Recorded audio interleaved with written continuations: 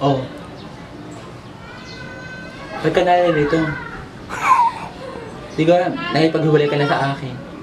Ba't naririto ka pa? Pumunta ako dito para sabihin ko yung magpapaalam na ako. Ha? Papaalam ka na?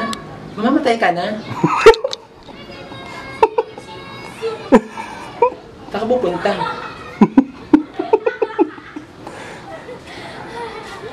Paano kasi sinusundo na kasi ako ng mama eh. Napupunta na ako sa ibang bansa. Ganon? Iiwan mo na ako? Hindi pwede eh. May pagtatapat pa ako sa'yo. Ano? Huwag ka sana magugulat. Buntis ako. Ikaw ang ama. Paano mangyayari na ako ang ama? Hindi nga ako pumayag na mag-honeymoon tayo eh. Dahil natatakot ako. Tanda mo yung nalasing ka? Diba?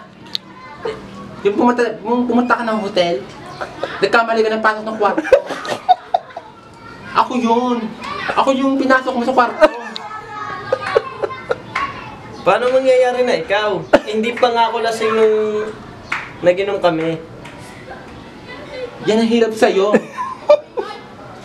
Nagpatingin ako sa doktor. Lagi akong kumakain na maasim, maalat, matamis. Kung ano na nakakain ko.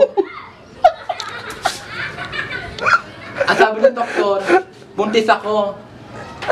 12 months. Paano magiging 12 months? Tingnan mo nga ang tiyan mo. Ganun ba ang buntes? Malamang, ulo pa lang nabubuo. Alam mo, basta-basta na mabuo ang bata. Siyempre, mauna mang ulo. Kaya, hindi ka pwede umalis. Paano magiging anak mo? Magiging anak natin. Hindi ako papayag na magiging anak ko yan.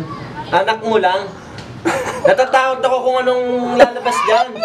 Tao ba o aswang? Mas masisigurado ako na tao. Tao, hap aswang.